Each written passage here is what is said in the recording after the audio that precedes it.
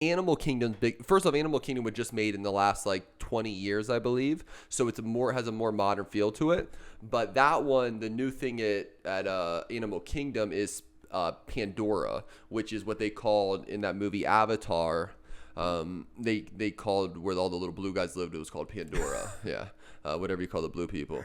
But anyway, so that being the case, they built this Pandora land, and in there, the most popular ride there is this ride called, it's Avatar. It's called the Flight of Passage, and Alec, you remember Soarin' Over California? Yeah, that was my shit. Yeah, that was everyone's shit. So you basically, like Soarin' Over California, you're in a screen and you're like moving through the screen and you're up on like a seat and it moves around and you're like flying through California. So this was similar to that.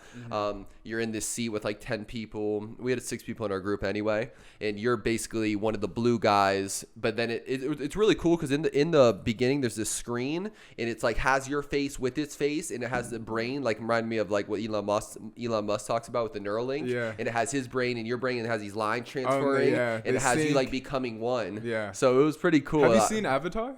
Yeah, I loved Avatar. Okay. Yeah. That's how it is in the movie. Yeah, was it? I don't remember the movie at all. All I remember from the movie was when I saw it. I think that came out like 10 years ago now. Oh, it's old. You should check. Yeah. But I remember when I saw it, it was next level with the visuals. And I think I saw like you could buy like the regular, you could go to like the Cinemark XD thing. And I remember being like, wow, these colors and the visuals was beautiful. And that is actually why this ride was the coolest ride. Yeah. Because not Soarin' Over California, you're just flying over California. This one, you're flying through, and I kept saying this even walking in the line. Avatar was based off someone eating a lot of shrooms or acid because the colors are incredible. And that's the thing you do when you eat a little shrooms. You see good colors, beautiful colors, and then the dark colors, like in the dark blues, the dark reds, which they put in music videos, ironically now. So they put these dark colors. There's like these shiny greens, these shiny purples, shiny golds. So these colors, but Avatar killed the color game. You're flying through that shit through the jungle with beautiful colors. So that was electric. And also, we didn't know what we were getting into,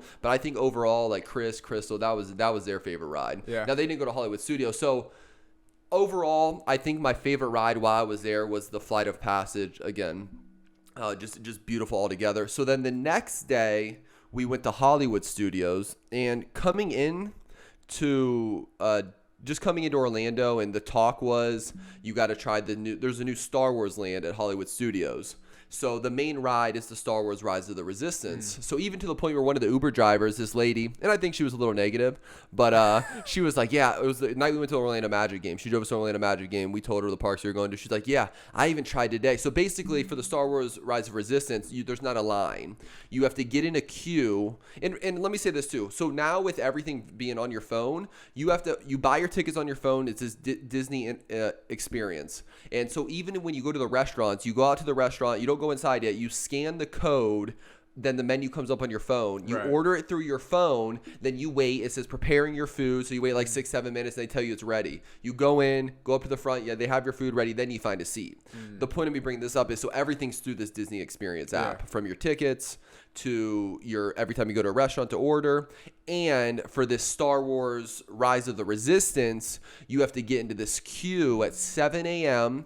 And I read some articles about it. So we woke up, set our alarm at like 6:45, and Shanae started scrolling down, refreshing at like 6:58 and 6:59, and bang, did it. It said join. We joined, and we got like the 64th boarding group, which from that point at 7 a.m. said 345 minutes away.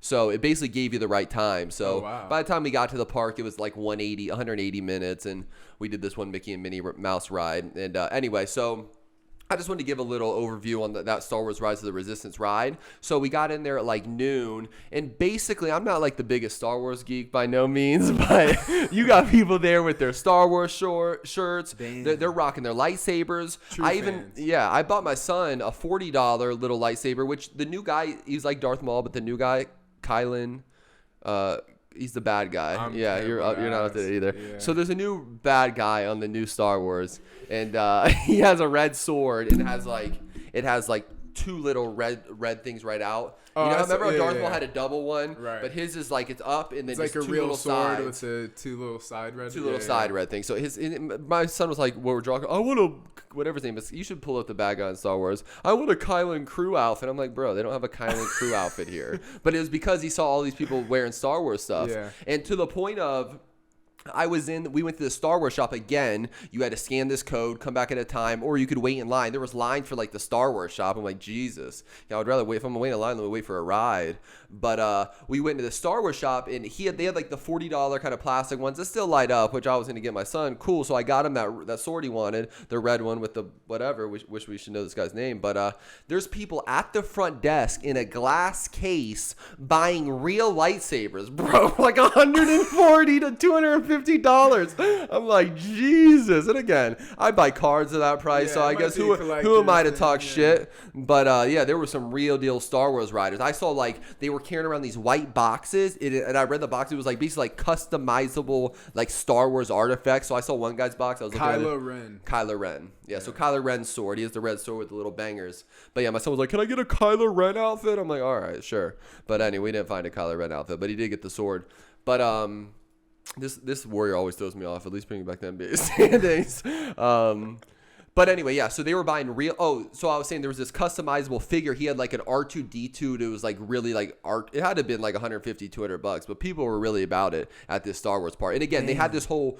It's a Star Wars land. So even you'd go into the bathrooms and it was like Star Wars doors and real crazy. What? Like the one section where they had like Coke, Sprite, water, and Diet Coke, whatever. It was in like looked like a little R2D2 like bomb thing. But they even decorated the Coke and Sprite and water bottles into like space Star Wars. So Star Wars people are going fanatic. They had stormtroopers everywhere. But anyway, so regarding the Star Wars Rise of the Resistance ride, the one thing was, of course, that was the only ride that had so much anticipation since you had to get up at 7 a.m. Everyone talked about it. You had to get in the queue. So the only thing that I think hurt it is the expectation. So if you have to do all this stuff, it must be incredible. And then, like I said, I'm not the biggest Star Wars guy. But anyway, basically, you get in there, you get into this. One of their little Star Wars ships, maybe it's the Millennium Falcon or something like that, and it looks like you're in this guy with the guy. I remember those. I seen one of the newer Star Wars movies. There's like the white guy and there's like the black kid. Do you know? But Alec obviously isn't the biggest Star Wars guy either. Yeah. But anyway, so you're with this guy and you're in the ship and you're kind of moving around and he's like, we got to aboard. I'm going to land you guys. I'll meet up with you later. And me and Shania are looking at each other like, is this the ride? Because it ended. We get off this thing. But we get off this one ship. Then we walk into like the big ship where you see like all the bad guys. They got like the black suits and the black pants and they're walking and they have the stormtroopers right next to them. And they act like they're part of the thing. He's like, you guys are going to go through this door and blah, blah, blah. So then you go through this door. Then you see Kylo Ren up top with 2 stormtroopers and he's like, you chose the wrong side, now you're gonna pay, or and then you go through another door and you actually get into this little seater, and it's not 3 of us. I don't know if it was a 3 or 4 seater, but it was like 3 in the front and you can do 1 people in the back, and it's like you're in a big bumper car kind of thing. And then you basically, and this is what was cool, there was this Mickey and Minnie Mouse ride that was cool like that, but kind of how It's a Small World, you go through, but you're on a boat. Yeah. But this one is not a boat because you're not in water, but it still moves around rooms like that. And when you're attached to the ground, they can make it shake, and to the point where so you go up to Kylo Ren, he's there, and there's shooting. And what was cool about it too, they mix it into, so you would go from room to room, and then they bring you up to the screen. It looks like you're flying through the screen, so it had a nice little mix of everything. And anyway, so long story short, it was a fun ride, and they definitely put a lot of money into building the Star Wars park. I think because of the anticipation and the expectations, because again at the 7 a.m. queue, it wasn't as like thumbs up for me. But the day after, I looked back on it and I was like, you know what, it was actually a really incredible ride compared to most of the other rides. So it made probably second favorite ride of all of the rides that I rode for the 3 days.